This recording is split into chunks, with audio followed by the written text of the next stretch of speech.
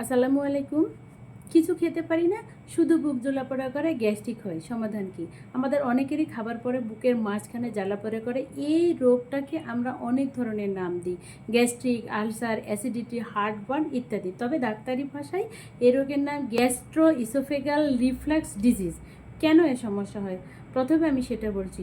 বুক জ্বালাপোড়ার পাশাপাশি মুখে টক টক লাগতে পারে, পেট ফাঁপা থাকতে পারে, বমি হতে পারে, ঢেকুর আসতে পারে, কারো কারো কাশি হতে পারে, হেঁচকি হতে পারে, কণ্ঠ কর্কশ হতে পারে, শ্বাসে দুর্গন্ধ আসে। কেন এই সমস্যাগুলো হয় সেটা বলি। আমরা যখন কিছু খাই, সেই খাবার পাকস্থলিতে যায়। পাকস্থলী কিছু অ্যাসিড ও আরও কিছু জিনিস তৈরি করে খাবার হজমের জন্য। অ্যাসিড আর খাবার দুটোই পাকস্থলী থেকে নিচের দিকে নামতে থাকে। যদি অ্যাসিড নিচের দিকে না নেমে গলার উপরের দিকে উঠে আসে, তখন আমরা বুক জ্বালাপোড়া অনুভব করি। তাহলে পাকস্থলীর অ্যাসিড কেন উপরে চলে আসে, নিচে না নেমে? কোনো কারণ ছাড়াও এমন হতে পারে। আবার কিছু কিছু জিনিস এর সৃষ্টি করতে পারে, যেমন নির্দিষ্ট কিছু খাবার, কারো কারো বেশি মশলা দিয়ে রান্না করা খাবার খেলে বুক জ্বালাপোড়া শুরু হয়, কারো কফি খেলে এমন সমস্যা হয়, কারো ধূমপানের জন্য এই সমস্যাটা বেশি দেখা দেয়। যদি অনেক টেনশনে থাকেন, সেখান থেকেও হতে পারে। আপনার ওজন যদি স্বাভাবিকের চেয়ে বেশি হয়, সেক্ষেত্রেও হতে পারে। যারা গর্ভবতী তারা প্রায়ই এই সমস্যায় ভুগেন। যাদের হাইট্রাস হার্নিয়া নামে একটি রোগ আছে, যেখানে পাকস্থলীর কিছু অংশ বুকের উপরে চলে আসে, তাদের মধ্যে বুক জ্বালাপোড়ার সমস্যা দেখা দেয়। আর নির্দিষ্ট কিছু ওষুধ আছে, যেমন অ্যাসপ্রিন, আইবুপ্রোফেন ইত্যাদি। এই ওষুধগুলো এই সমস্যার সৃষ্টি করতে পারে। এখন বলবো, বাসায় বসে যেসব উপায়ে আপনি এই সমস্যাগুলো কমাতে পারেন। আমাদের প্রতিদিনের অভ্যাসে কিছু পরিবর্তন করলেই কিন্তু আমরা নিজেই এই সমস্যা অনেকটা কমিয়ে আনতে পারি।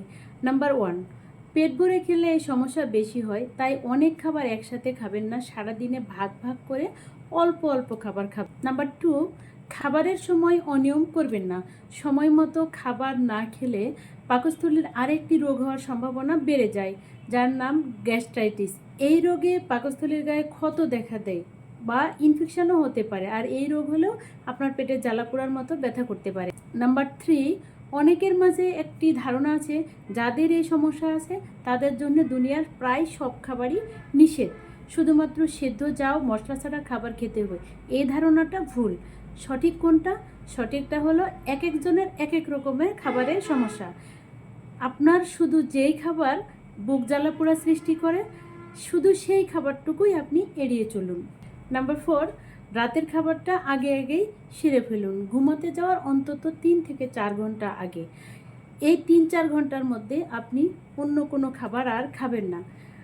ভর পেটে চিত হয়ে শুলে পাকস্থলী থেকে অ্যাসিড উপরের দিকে আসতে পারে, তাই রাতের খাবার খাওয়ার 3 থেকে 4 ঘন্টা পরে আপনি ঘুমাতে যান। নাম্বার 5, ঘুমানোর সময় বা বিছানায় শোবার সময় মাথা আর বুক 10 থেকে 20 সেন্টিমিটার উঁচুতে রাখবেন কোমরের চেয়ে। সেটা পাকস্থলীর অ্যাসিড উপরে ওঠা থেকে থামাবে। বালিশ দিয়ে উঁচু করবেন না, তাহলে এতে শুধু আপনার মাথাটাই উঁচু হয়। বরং তোষকের নিচে বা খাটের নিচে কিছু দিয়ে একটা দিক উঁচু করে নেবেন এবং সেই দিকে মাথা দিবেন। যাদের রাতের বেলা বুক জ্বালাপোড়া বেশি হয়, তাদের জন্য এই ধাপটা খুবই গুরুত্বপূর্ণ। নাম্বার 6, এবার আর একটি গুরুত্বপূর্ণ বিষয় বলবো, যেটাতে শুধু আপনার বুক জ্বালাপোড়ায় কমবে না, আরও অনেক রোগ থেকে আপনি মুক্তি পাবেন। সেটা হলো অতিরিক্ত ওজন কমানো। অতিরিক্ত ওজন কমান, এতে বুক জ্বালাপোড়া কমতে সাহায্য করবে। নাম্বার 7, ধূমপান বন্ধ করতে হবে। গবেষণায় দেখা গেছে, যারা ধূমপান কমিয়ে ফেলে বা বন্ধ করে দেয়, তাদের এই সমস্যা অনেকাংশেই কমে যায়। তাই এই অভ্যাসটা পরিত্যাগ করাই শ্রেয়। এতক্ষণ বললাম জীবনাচরণের কিছু পরিবর্তনের কথা, তবে সবার রোগ এমন অবস্থায় থাকবে না যে শুধু জীবনাচরণের পরিবর্তনেই সেরে যাবে। ওষুধের সাহায্যও দরকার হতে পারে, তবে ওষুধের পাশাপাশি এই ধাপগুলো মেনে চলতে হবে। এখন বলে দিচ্ছি কোন কোন লক্ষণ দেখা দিলে চিকিৎসকের পরামর্শ নেবেন। যদি বারবার এই সমস্যা দেখা দেয়, প্রতিদিনের কাজে ব্যাঘাত ঘটায়, অথবা 3 সপ্তাহ বা তার বেশি সময় ধরে প্রায় প্রতিদিনই এই সমস্যা দেখা দেয়, বয়স যদি 55 বা এর বেশি থাকে, তখন আপনি চিকিৎসকের পরামর্শ নেবেন। আর কিছু লক্ষণের কথা আপনার মাথায় রাখতে হবে। এগুলো দেখা দিলে আপনাকে অবশ্যই চিকিৎসকের সহায়তা নিতে হবে। এগুলোকে বলে অ্যালার্ম সিমটম, অর্থাৎ এগুলো দেখা দিলে অন্য কোনো গুরুতর রোগ হচ্ছে কিনা সেটা যাচাই করার প্রয়োজন পড়ে। চিকিৎসক সেটা যাচাই করবেন, তবে লক্ষণগুলো আপনার জেনে থাকা লাগবে যাতে আপনি সময় মতো চিকিৎসকের শরণাপন্ন হতে পারেন। আসুন আমরা এর 6টি লক্ষণ জেনে নিই। 1 নম্বর, ওজন কমে যাচ্ছে কোনো চেষ্টা বা কারণ ছাড়া। 2 নম্বর, খাবার গিলতে সমস্যা হচ্ছে, গলায় আটকে যাচ্ছে। 3 নম্বর, বারবার বমি হচ্ছে। 4 নম্বর, বমি পায়খানার সাথে রক্ত যাচ্ছে, পায়খানা কালো, বমির মধ্যে কফির দানার মতো কিছু দেখা যাচ্ছে। কফির দানাগুলো হলো জমে থাকা রক্ত। 5 নাম্বার, মনে হচ্ছে পেটে চাকার মতো কিছু একটা রয়েছে। 6 নাম্বার, আয়রনের অভাবজনিত রক্তশূন্যতায় ভুগছেন।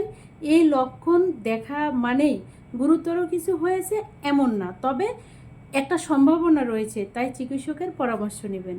আর যদি পেটে হঠাৎ করে তীব্র ব্যথা শুরু হয় তাহলে দ্রুত হাসপাতালে যেতে হবে।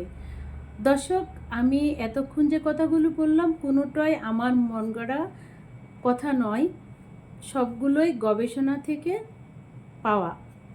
শেষ করার আগে একটি গুরুত্বপূর্ণ কথা বলি, এই বুক জ্বালা পোড়াটাকে আমরা আলসার বলে থাকি। আসলে আলসার অন্য একটি রোগ, সেটা নিয়ে আমি পরের ভিডিওতে আলোচনা করার চেষ্টা করব। সবাই ভালো থাকবেন, সুস্থ থাকবেন, এই প্রত্যাশা নিয়ে শেষ করলাম। আল্লাহ হাফেজ।